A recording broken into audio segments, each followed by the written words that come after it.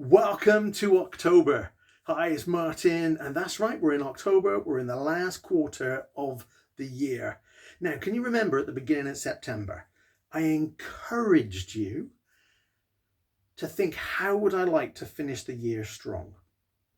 And in two ways, professionally and personally. So professionally, how would you like to finish this year strong? What does that look like? What is it that you're trying to achieve? What are the things you want to progress? And really importantly, how do you want to go about that? What does that look like? What does that feel like? Is that a case of you want to do it but with a bit more confidence? You want to feel a bit more calm. You want to feel a bit more in control of your workload, your time, have the balance. Was there a lot of that you'd like to achieve? That's how you could finish this year strong. And then on the personal side, at the beginning of September, it was the beginning of the academic year. So it was looking at your children and how involved do you want to be in their academic year, in their day-to-day life. And we came up with some examples of, do you want to be more involved in the school run? Maybe you do that, but it's just a here to there chore and it's just a mad dash and everyone's frantic. Or do you want it to be quality time together? Or maybe you don't do the school run, but you'd like to. Maybe it's about you wanted to leave work a little earlier so you can actually have an evening meal together with your family. Be there at bedtime for story time or singing a song before bedtime. Be there to help them with their homework more often. Be there at the weekends where you're 100% present with them. Not in a place where you can't switch off from work or you're just trying to do some emails. You can actually have that quality time with them and obviously have that quality time with your partner as well. As well as making room for the inevitable harvest festival and all the assemblies and all that kind of stuff. So when it came to your personal life, your family life, the academic year, what did you want that to look like and feel like? And you put these two together, that's then how you finish the year strong, by making some shifts, some small shifts that help you in that direction. And I encourage you to fast forward yourself to the 31st of December. So it's New Year's Eve. You're celebrating with your friends, with your family. You're celebrating the year, but in particular, you're celebrating those last 4 months where you deliberately and intentionally made some shifts, made some improvements, made some changes, and you're feeling the benefit of that. Feel how that would feel in that moment, and then work it back as to what are some of the things that you would need to do in order to make that happen. So the question right now, the question in October is, how's it going? How's it going? Now, I know for some of you, you will have made some deliberate and intentional choices of things to improve, things to change. And you will have made those shifts. And even though it's just a month, you will have started to see the benefit of that. Benefit to you professionally, benefit to you personally, the relationships, the connection you have, the balance you have, health, feeling more in control, feeling proud of yourself for making those small shifts, sticking with them and getting the benefit. So I know some of you are doing that. And if that is you, I'd love for you to share it. Share it in the comments, right? Share it in the comments. Why? 3 reasons. It really anchors it in for you because you're proud of that, and it'll help motivate you to keep going because you've declared it to the world. It's like, this is what I'm doing and it's working. Secondly, I would love to share in that celebration with you. I want to celebrate your progress. And thirdly, it'll inspire everybody else because you'll be putting your hand up saying, hey, look, I'm not superhuman. I'm a regular, everyday, very grounded family person. And I've got all this stuff going on, but I made this shift or these couple of shifts. And this is how it's made me feel. And if I can do it, I know you can too. There's great power in sharing what we're doing. So I'd love for you to do that if you've made some shifts. Now, if you haven't, if we've got to October and best will in the world, you haven't. There's no judgment here.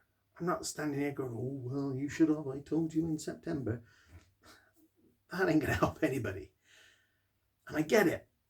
We can have all the reasons under the sun as to why we haven't quite looked at that yet. And September is busy. We're just trying to get back into a routine, which to begin with, like half of September, at least half of September, is not usually the routine that then carries on, because there are all manner of different things are happening and it's a culture shock and there's so much, right? So I get it.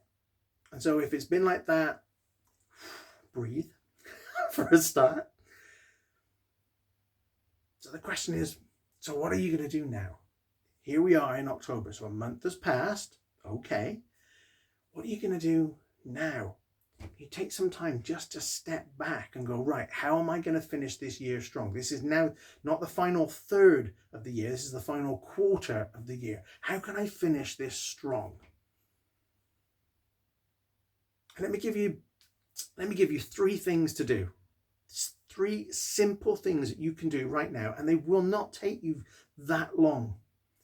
First and foremost, get honest. Get honest about where you're at right now. Get honest about the stuff that lights you up and the stuff that's going well, the stuff that you're grateful for. And then get honest about some of the stuff you'd like to change, you prefer to change it, or the improvements that you'd like to make. The things that aren't quite right, the things that frustrate you. Because those are the things that you'd like to make some shifts towards. Now, you might not know how, and that's okay. First step is just get honest about where you're at. It's like putting your location in your sat nav. You need to understand where you are in order for you to then plot your course. But that's also step 2. Step 2 is get clear about the outcome. Like I said, project yourself to use the time travel, use the TARDIS, okay? Go to the 31st of December. It's New Year's Eve. You're celebrating. You're really proud of the last 4 months, the last 3 months, where you've made some shift. You've made some change. I'm not saying wholesale changes and like just world changing stuff. And I'm not saying that you've got the ideal perfect life, but you have identified 1, 2, 3 things that you knew would make a difference. And they have. And you're celebrating that. And you're proud of that.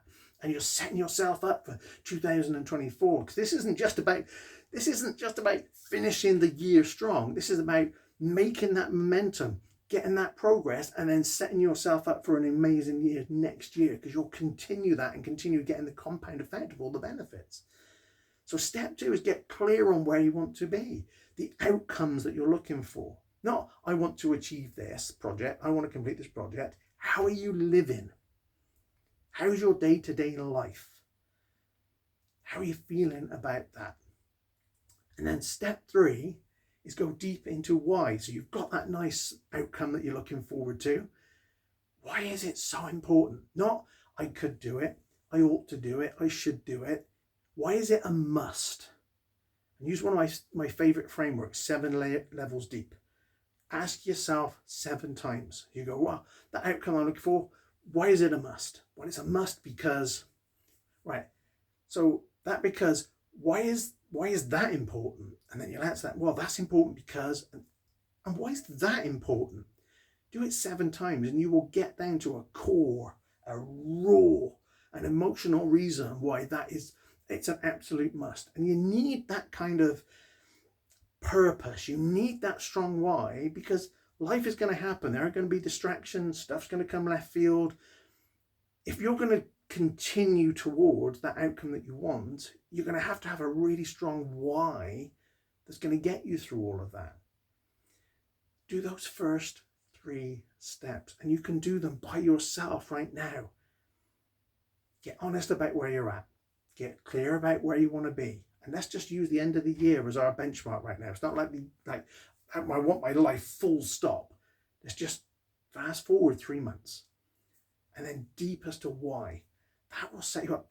Most people on the planet don't do any of those steps. The closest they get to the step is the first one, and they just complain and moan about what's not going right in their life. Hey, I've been guilty of that, right? I spent years doing that. But then they're not looking at it with balance as to Well, what are the things they're grateful for? What's the stuff that's actually going well? So they don't have a rounded, balanced view of where they're at right now. So get your starting point in your sat nav. Then get your destination in your sat nav. Then figure out why you want to get there. And then it's about how you get there. And if you know my 7 steps to making any kind of change, improvement, you know that 4th step is reach out to somebody who can help. Reach out to somebody who's been there and done what you're trying to do.